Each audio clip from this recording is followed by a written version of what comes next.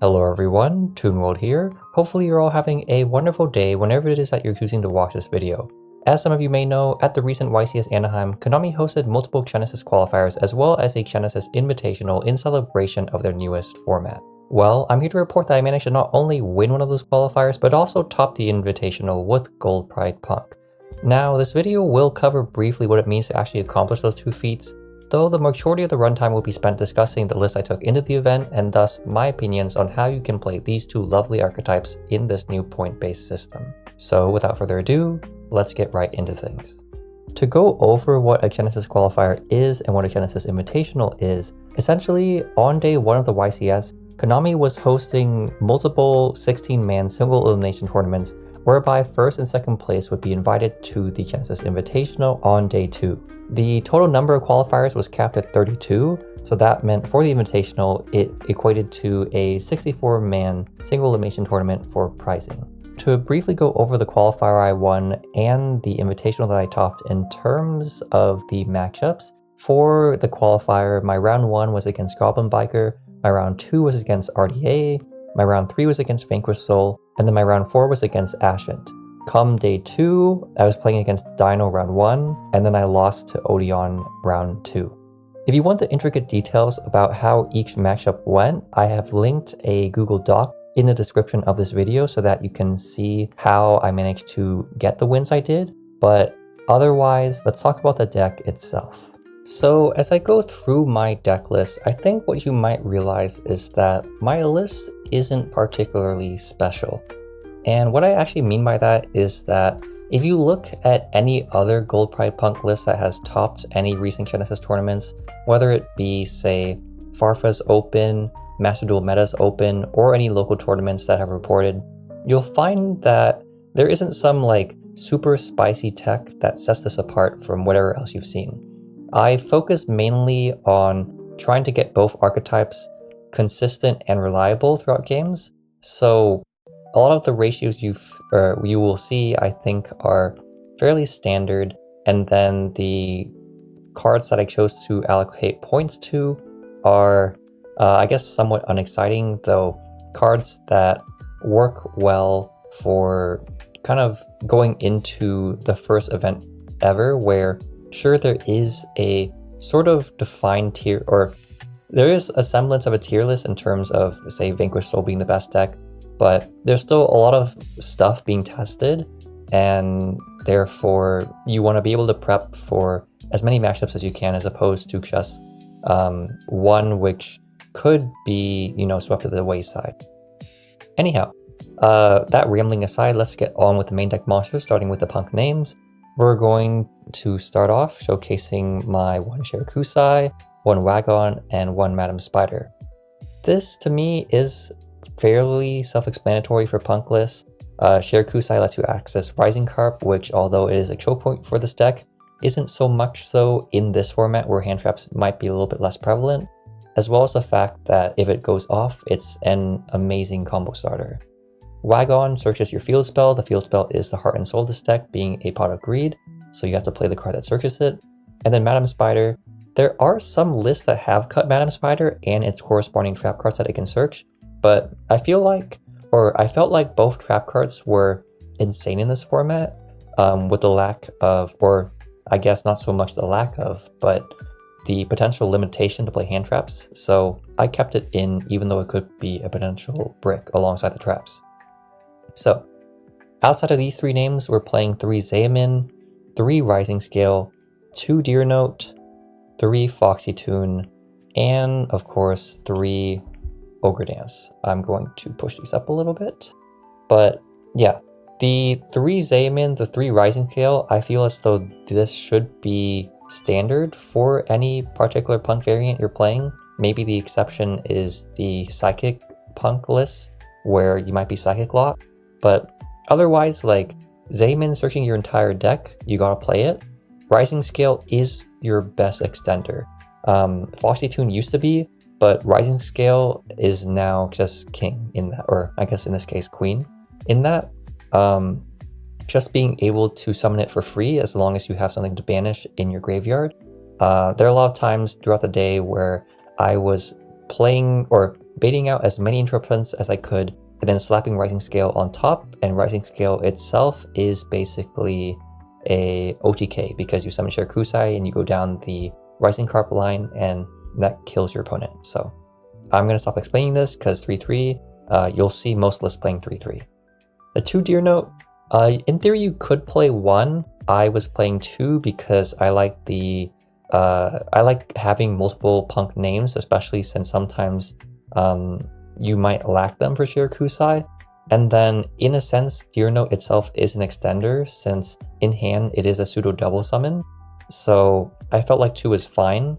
Though I do think you could cut it down to 1 if you wanted to, just so that you don't see it too often. And because even though it might seem nice to have 2 for longer grind games, those don't always happen. So yeah. Anyhow, the 3 Foxy Toon, 3 Ogre Dance, these ratios could also be changed as well. I have seen some lists play 2 Foxy Toon, 2 Ogre Dance, or maybe 1 of either or. And I can see why. Foxy Toon having to discard a card versus Rising Scale does kind of blow at times, especially when you might be cut for a card advantage. But in this particular format where you don't have E-Tally, or at least my list isn't playing E-Tally as you'll see, you need more ways to access your punk engine besides that quick play. So Foxy Toon aside from Rising Scale is your best extender in the archetype, so you gotta play 3 in a list like this. And in the 3 Ogre Dance, I understand that Drone Lockbird is one of the cheaper hand traps in this format, and so this card does play into it more. But again, going back to what I was saying earlier, I focus on consistency and reliability, so I wanted to see the punk engine as much as possible, and so I play 3 Ogre Dance. The Ogre Dance is also nice in that it's an easy discard to have fodder for Rising Carp's Banish effect. So yeah, Droll does exist, but you kind of have to accept it. I don't think you should lower the consistency of this engine just because you're afraid your opponent might draw it, especially since some lists might be only playing 2, so there's a lower chance of you seeing it. But yeah, anyhow, the Gold Pride names, we're playing 2 Captain Carry, 2 Leon, and 2 Rollerballer. I think so. Going to the event, I thought 7 was probably the fewest I wanted to play, but now I'm thinking maybe 6 names is probably enough, just because it took me way too long to see this, but the Gold Pride names aren't as good as I thought they were. Like, if you open one Xaymin, or if you open any of your like main punk names that can extend, you really extend. Like, you go through the full punk combo and some on top of that. Whereas if you open, say, 1 Captain Carry, 1 Leon, or 1 Rollerballer, and sometimes no way to pay life points for them, they're just dead in hand. Even if you do have ways to pay life points, unless you open multiple in tandem, they're kind of just extenders, you know?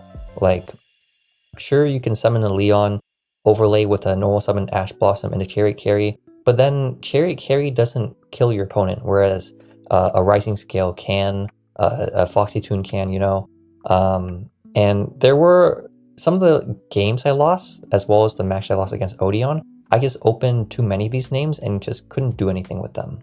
So yeah, I feel like Gold Pride, I do love the archetype a lot still, though I do think that I might need to minimize it if I want to keep playing it in this particular combination.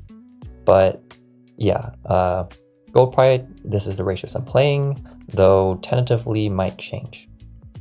Now, for the generic cards, we have 1 Psychic Wielder, 3 Drone Lockbird, 3 Ghost Ogre, 2 Fualos, and 2 Ash Blossom.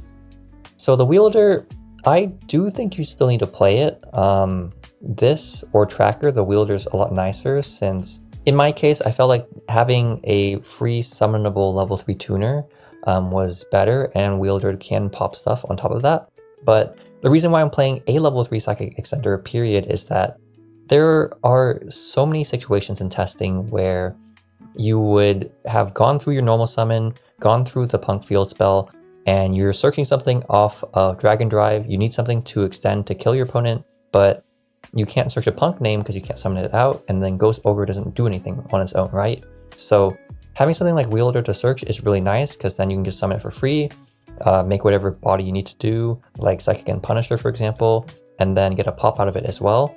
This is probably one of the best extenders available to this deck that can be searched off of Dragon Drive. So we're playing 1. And then you'll see down here that most of my points were dedicated to hand traps. The point value total will be displayed somewhere on the screen, however I choose to edit it. But yeah, the reason why I chose to play a hand trap heavy build is because, again, although there is sort of a defined format that we're seeing for Genesys, with Vanquish Soul being at the top, Odeon, Archmage, Automat, this deck as well being lower tier than that, there are still a lot of people experimenting with things. For example, we saw Radiant Typhoon doing well, which could actually perform well long term. Exo Sister, as I had hinted at earlier, my matchups were kind of all over the place, with us having Goblin Biker, RDA, Ashen, and Dino showing up. So I felt like in those situations where you might be exposed to a wide breadth of different matchups, hand traps can sort of tackle them all broadly, especially given that these hit quite a few things, right? Like Droll hits all the combo decks you'd see and or anything that searches quite a bit. Ogre is good against the top matchups, being able to hit things like the Vanquish Soul field spell, the Archmage field spell, Crimson Gaia, etc., etc. And then Fool and Ash Blossom are just blankets that, so long as you don't go against Odeon, you know, it's fine, right? So yeah, this is my take on the main deck monsters, and I'm going to briefly talk about the spells and traps like this. I'm not playing a lot of spells and traps, so this should be fairly quick.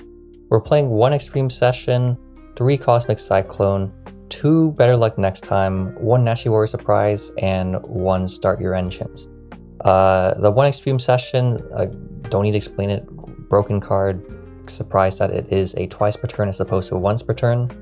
The Start Your Engines, Nashi Warrior Surprise, this is the card you search off Captain Carry, definitely a strong trap card, especially where Ash might not be as available as it was in Modern.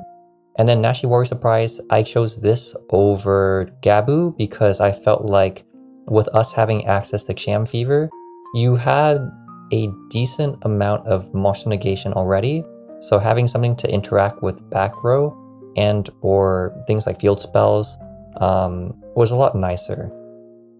The 2 Better Luck Next Time, I think 2 is the appropriate ratio for this particular card, because it's nice to have 1 to search and then 1 as follow-up. You could also play the Crowd Goes Wild, the other spell, but given that I want to cut down on the Gold Pride names, I don't think you need to play anything else aside from these 2 spells. And then the 3 Cosmic Cyclone, I felt like there were quite a few decks that would set only 1 trap card. For example, you look at Vanquish, they set the 1...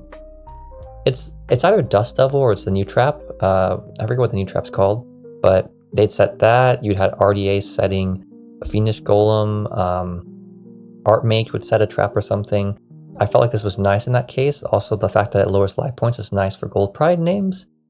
Of course, you do lose into, or not necessarily lose, but do have a hard time into the back row heavy stratagems, where obviously this is only trading with 1 trap card that they set, and they're probably gonna have like 5 set, but otherwise, like, it felt nice across the board. So these are the spells and traps, and now we're gonna get into the extra deck.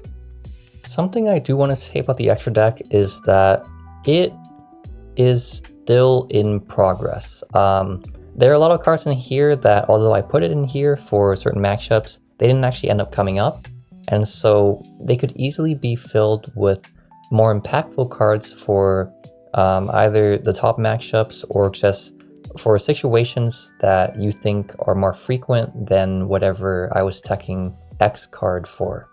So I was playing 1 Rising Carp, 1 Pinballer, 1 Chariot Carry, 1 Dingrisu, 2 Sham Fever, 1 Break Sword, 1 Dragon Gate. I'm like tilting this a little bit.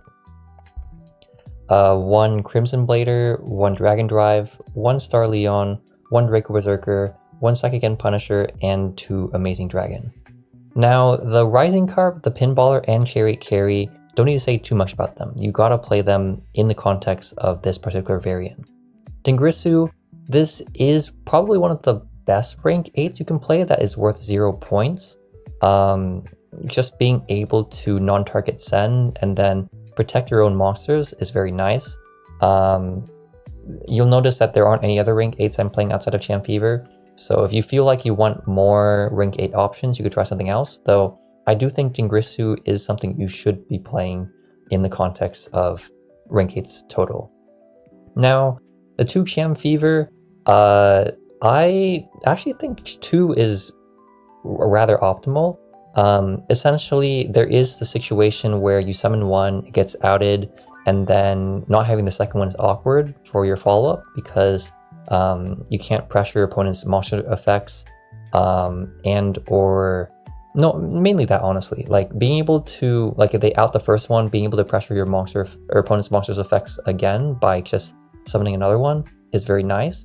There were also surprisingly several times where I would summon 2, given that usually you summon 1 over one of your synchros or fusions just to have it there as a negate, but there were times where I couldn't trigger the field spell a second time, and this would let me do so while also netting me an additional card, but you don't want to discard or detach the only material this card has, so I would make a second card or second copy so that I could detach off of that one.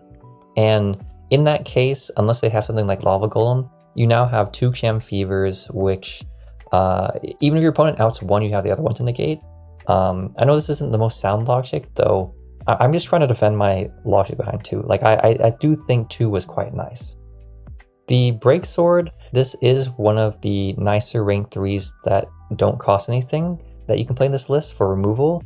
There, again, were a lot of situations where I would summon this thing, bait out a trap card, monster negate or something, and then proceed with the rest of my combo. I think there are scenarios where I would have preferred Grand Pulse, but that doesn't mean you can't just play Grand Pulse on top of also playing Breaksword. I do think Breaksword is nice being able to trade with monsters, but Breaksword is nice in this list. Dragon Gate is one of those cards where I kind of just have it in here because I didn't know what else to put in. In theory, this does help clear bigger boards given its effect, but I never really summoned it. I think this could be that Grand Pulse I was talking about with Breaksword, or it could be some other rank 3 that is nice, like Cicada King. It was unfortunate that I couldn't find a Grand Pulse or a Cicada King at the event, which is why this list ended up as it did. For the Synchros, Crimson Blader didn't come up, but in theory, if you go against Dragon Rulers and you manage to resolve this, it's game over. The same can somewhat be said of K9 Versus, or any other like high-level summoning deck, maybe Generator or something. But yeah, it didn't come up, so I can't say too much about this. In theory, it's good, but I would need to practice a little bit more to say whether or not this is a mandatory inclusion in the deck. What is mandatory, though, is Dragon Drive and Star Leon. You gotta play them for this variant the same way you gotta play Rising Carp, Pinballer, and Chariot Carry. Draco Berserker, similar concept as Dingrisu and Breaksword. It is one of the best level 8 negate, or best level 8 synchro negates that you can play, given that Dragite is 20 points, and then Omega is 100 points. There aren't too many other good level 8 synchro options. Stardust Spark Dragon maybe. I'm probably forgetting something, but yeah, Draco Berserker is really nice, and the fact that it can attack twice in some situations does come up. Finally, these 2 names you've seen in so many punk lists already, Psychic and Punisher. This is where the remainder of my, or not the remainder of my points, you'll see in the side deck. In the side deck that I have allocated 6 points to a certain spell, but Psychic and Punisher, I mean, if you can't out it, or your opponent can't out it, then it's there. It's a very good kill tool. I don't think I need to explain this too much further. Now, the 2 Amazing Dragon might seem a little bit strange, given that we have Chirishan as another level 8 body that we can summon, but I found myself not summoning Chirishan too much, and actually wanting to have the second Amazing Dragon available. because again, you can, this isn't the most sound logic, but some of the Jam Fever where sometimes I would go through the first one for a turn 1 combo and then still want the second for removal or for extending. Whereas Churation, it's like, sure, if you make it going first, it's a nice interruption, but outside of that, you can't really do much with it if you're going second or on follow-up turn, since it only activates during your opponent's turn. Whereas this card, it just feeds into your entire deck, right? So I felt like 2 was nice for this. But overall, like, you could change ratios. Like, you could cut one of this, definitely cut the Dragon Gate if you don't like it, cut a Fever, maybe change out Crimson Blader. There's a lot of things in this extra deck that aren't like solidified. And also, like, if you believe that you don't want to use 20 points for Psychic and Punisher, I can actually see you not playing it, as weird as that sounds. But yeah, this is all to go to say that this extra deck, although it worked for me at the event, I don't think it is optimal quite yet. Regardless, let's get into the side deck. The concept with the side deck is very similar to the extra deck, where I do think some of the choices I made were nice for the particular matchups I went against, but you can definitely adjust this to whatever you feel is appropriate for tackling your local Genesys tournaments and or whatever you see to be more threatening in the format against a deck like this. But in my case, I was playing 1 Nitro Head, 3 DD Crow, 2 Alpha, the Master of Beasts, 2 Dark Hole, 3 Twin Twisters, and, or not and, 3 Dark Ruler, and 1 Dangerous Gabu. So, to go through things sequentially, the 1 Nitro Head, I don't know if I have a great explanation for this and why it's in the side. Like, my initial theory was like, okay, if someone plays Kashtira, then I want to side this in only against that matchup, but realistically, there's so many points on the Kashtira cards that feels kind of weird. I guess I just kept it in the side because I wanted to play Nitro Head to some capacity, and I like concocted the idea that maybe there might be a matchup that loses a Nitro Head, so I kept it in here, but you could take it out. The 3D Crow, this card is a free hand trap, and I do think it is good in this format. There are some graveyard heavy decks, so 3 here felt nice. The 2 Alpha, the Master of the Beast, I think you probably could play Kaijus instead of Alpha, but I've had my playset of Alpha since release, and I just really think the card is sick. So I chose to play it over something like Gamma Seal, and strangely it did come up against round 4 against the Ashen player. You can see in the description the tournament report I sent, but this actually helped me out the Queen of the Blazing Domain, which was honestly quite nice. As I sort of hinted at during the extra deck portion, my last couple points was spent on Dark Hole. I had 6 points and I was like, okay, is there something I can throw in the side deck that might be beneficial? Dark Hole worked because it is removal. And yeah, so we have 2 Dark Hole in here, nothing else really to say. Twin Twisters, we needed more back removal for Odeon. And since I didn't want to dedicate any points to something like Duster, Lightning Storm, evenly matched, Twin Twisters was the next best option. Sorry for stuttering. Yeah, so I have it here. The 3 Dark Ruler, me and my friend realized going into the several Genesys qualifiers that we could find that Archmage was actually a lot scarier than we initially anticipated, but we figured that the board was outed relatively easily by Dark Ruler since most of their interactions were on their monster effects. So we chose to play 3 Dark Ruler. I do think this also does hit a lot of other things in the format that are more combo heavy, but that might not be as well known. So I put that in there. And then the 1 Gabu, I didn't want to play both Punk Traps in the main because I felt like that would be too bricky. And I did voice already in the Spell and Trap section that I preferred Surprise over this card, given that we already have Jam Fever available. But in the matchups where this card was good, I still want to have it available, and so I put it in the side. So yeah, to summarize the side again, it worked for me, but you can definitely change aspects of it. So without further ado, let's get to the conclusion. Okay, so concluding remarks. What do I want to say? In terms of Punk being played in Genesis format, I do think it is one of the better decks you can be testing, right? Like, I know I'm biased, you check my channel history, I've been playing this deck since release, but it has, like, it's genuinely good. You can look at tournament reports so far, you can see this list. It's a deck that has 0 points on the list barred Italian, Psychic, and Punisher, but even then you don't have to play those cards. And the cards that you have available are insanely strong. You can push through multiple interactions, as I had during the event. You can build the deck several ways, which allows for really flexibility and sort of a surprise factor, especially given that your opponent cannot necessarily predict what particular version of the deck you're playing. And then, I don't know, it's really fun to play too, right? Like, you want to not only have a deck that's good, but also a deck that you will enjoy playing throughout however many rounds the tournament actually is. So I think Punt fits the bill. Whether or not you want to play it the same way I did with Gold Pride, given some of the grievances I mentioned with that engine, you can change things around, but Punk definitely going to be good during Genesis in my opinion. And then the Gold Pride variant, very fun, flawed, but we'll still take names if you try it out. Regarding my thoughts on Genesis format in general, if you do care at all, I do think it is a very refreshing take on Yu-Gi-Oh! That we haven't had in a while. Like, sure, we've had Time Wizard, sure, we've had things like Common Charity, which do give you a different means to play this card game, but this has been incredibly nice to have.